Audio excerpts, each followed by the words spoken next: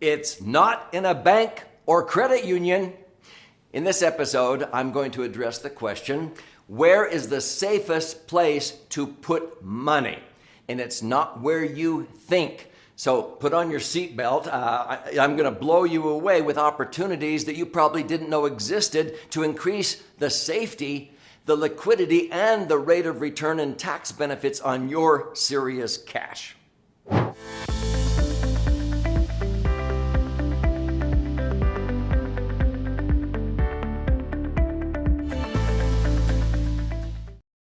So what do I know?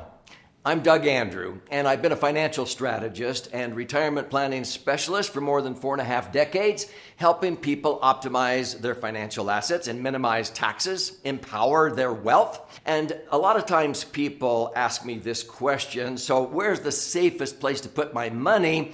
And they think it's probably in a bank or a credit union. Why? Well, because you have FDIC insurance. Now, I have other episodes that talk about FDIC insurance came about because when the Great Depression occurred, there was a tremendous run on the banks. And so banks closed their doors. They didn't have liquid money. They don't have money sitting in a vault. They loaned it back out again. They can't just call all those loans due. And that's why FDIC insures so that if there's a run on the bank, the federal government assures Americans that they will back that up. Now, banks still have to have reserves on hand. And so in the Great Depression, 40% of those banks never reopened their doors again.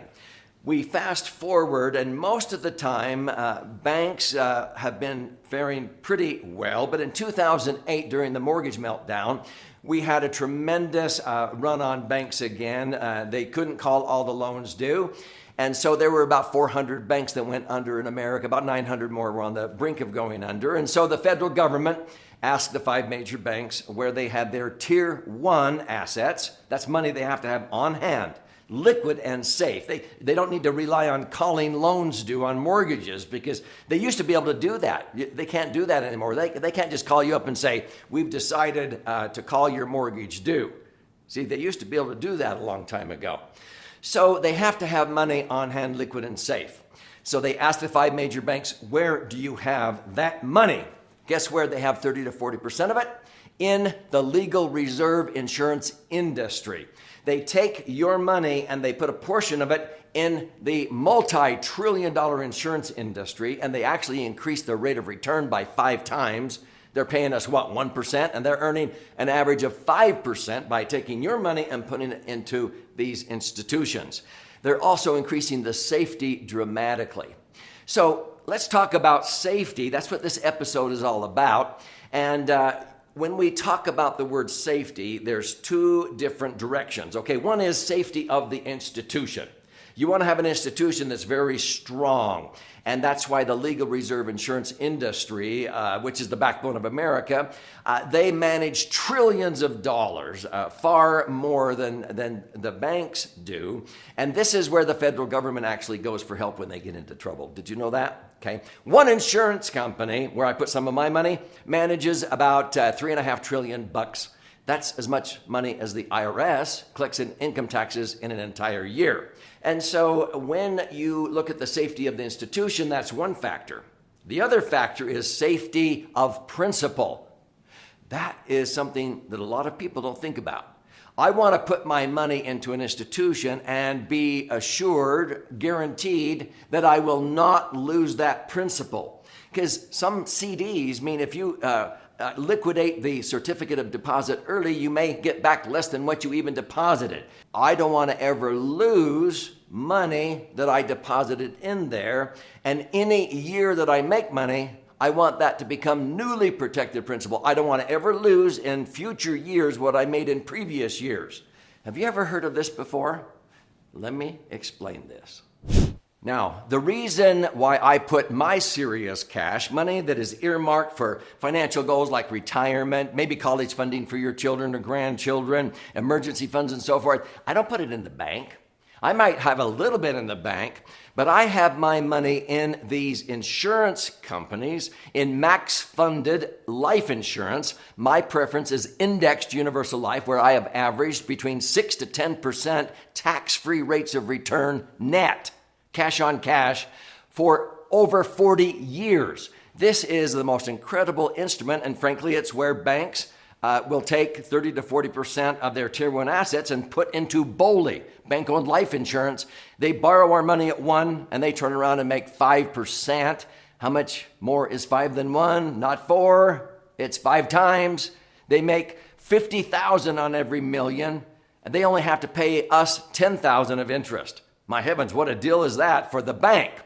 But see, when we talk about the safety of these institutions, let's just look at worst case scenario.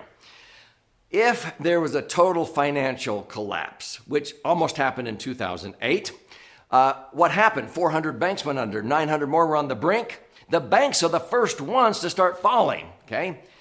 Real estate sometimes drops. You'll see real estate plummet, and that's what happened in the Great Depression. Some real estate dropped as much as 80%. Guess who came through the Great Depression with flying colors? Life insurance companies. Legal reserve insurance companies came through paying 2.5%, 3.5%. Same thing in 2008. There's not one single legal reserve insurance company in the Great Depression that went under. In 2008, guess how many legal reserve insurance companies went under? 0. They cross-insure each other. They're not backed by the government collecting premiums. If I have an insurance policy with $1 million in it, and that insurance company, for some reason, gets temporarily insolvent. Okay, they don't go bankrupt. They don't go belly up. American General in 2008, they had a ton of mortgages out there, and they can't just call all their mortgages due, and so they lacked some liquidity when there was a run on that insurance company. So they were temporarily insolvent. So that's why they took some stimulus money, and they only needed it for a few months until the cash came in to be able to pay those people. But they had the money. They just couldn't call all those loans due like that. And so when an insurance company becomes insolvent, and there's only a handful that do it, it doesn't mean they're broke. It means they don't have liquid cash enough to meet a huge run on the money. And so what happens? They are able to have other insurance companies come in and they cross-insure each other. I had a client who died right in the middle of that American General liquidity crisis. And he had $2 million of life insurance that he had just taken out the year before, and he died. They paid that $2 million like clockwork in 3 weeks. How? Because the insurance industry cross-insures each other every year. Every insurance company in every state has to file a report.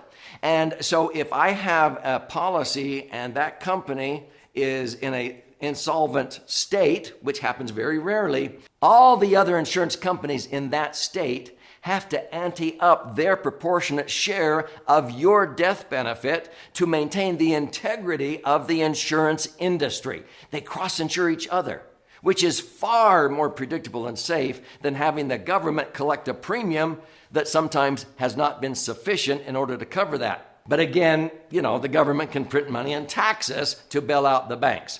I would rather have my money in the last domino that would fall. That if things got really bad, I would have a lot of forewarning. The banks would be going under. We would see real estate plummet. We'd see a lot of turmoil, and I would have plenty of time to get my money out of my insurance policy. But what would I do with that money? Where would I put it? See, if it's really that bad, the American dollar would be worthless. Gold, silver, you can't eat that. You better be able to grow carrots in your backyard. So I don't worry about things that don't matter at the end of the day, but I put my serious cash in the last domino that would fall so that I'm assured this is where the banks put your money. And if the insurance industry goes under, the American dollar would be worthless, if you understand what I'm talking about. So what should you be doing? I would recommend that you closely consider putting your serious cash, money that you want on hand, liquid and safe, not in a bank, You only need a few $1,000 in a bank in case of an emergency. Do you know where my emergency fund is? It's what I call the laser fund. Now, if you'll stay with me to the end of this episode, I'm going to show you how you can learn about how to become your own banker, how to have a laser bank. Laser is an acronym that stands for liquid assets, safely earning returns. And at the end of this episode, I'm going to help you claim your free copy of my most recent best-selling 300-page book called The Laser Fund, okay?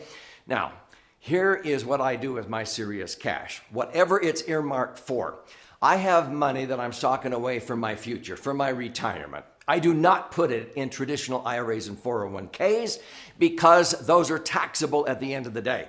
The laser fund is tax-free. It's been that way for over 107 years, protected in the Internal Revenue Code. So I want to have tax-free rates of return. What has my actual historical rate of return been in max-funded indexed universal life, which is my favorite vehicle, which I call the laser fund? I have averaged 8.2% rate of return since 1980, when E.F. Hutton first came out with this idea. I have tweaked that rate of return many times in 10, 20-year periods up to over 10% by rebalancing. This is all explained in our most recent book. It's called The Laser Fund, book number 11.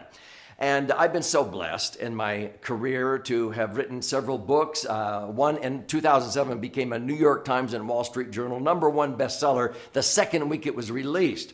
I am passionate about empowering you. So when you learn about how you can increase the liquidity, the safety by 6 notches higher than money in a bank, and earn better rates of return, 4, 5, 6 times better than what banks are paying at the recording of this episode, and have it be tax-free, you will not only have cash that will be available for you for a better retirement, so you don't outlive your money, but also for money earmarked for maybe college funding. This knocks the socks off of a 529 plan. Or emergency funds. Where do I have my emergency funds? In my laser fund. Because I can access my money with an electronic funds transfer or phone call. A bank could stall you up to 6 months if things got really bad. They would say, sorry, you cannot get your money out of the bank for 6 months. They have the legal right to do that. Did you know? If I have money that I'm using as working capital for my business, I don't keep it in the bank. No, I keep it in my laser bank. So stay with me here. I'm going to share with you the dynamics of this dream solution, this Swiss Army knife, and how you can get a free copy of my most recent best-selling book that will explain how you can do this. So when you read and study this book, you're going to understand that the legal reserve insurance industry is not only the backbone of America, the backbone of the world. It would be the last domino to fall if things got really bad. That's where I have my serious cash. This is actually 2 books in one, and I am going to show you how you can claim your free copy. This side is 200 pages comprised of 14 chapters with all the charts and graphs and explanations. If you learn more by stories, you're more right-brained in your thinking, you flip it over and you read this side. This is about 100 pages, 12 chapters with 62 actual client stories, examples of how the laser fund is the dream solution, like the Swiss Army knife, for your money for goals such as retirement, college funding, your working capital for your business, emergency funds, real estate management, lump sums, all kinds of financial goals. This is where I put my money to increase the liquidity, safety, rate of return, and I convert to totally tax-free. Because money in a bank, you have to pay taxes on every single year on taxed as earned investments, unless it's an IRA or 401k, and then you're going to have to pay tax at the end of the day. The government's going to come and take their share. This is a sacred cow. It's totally tax-free.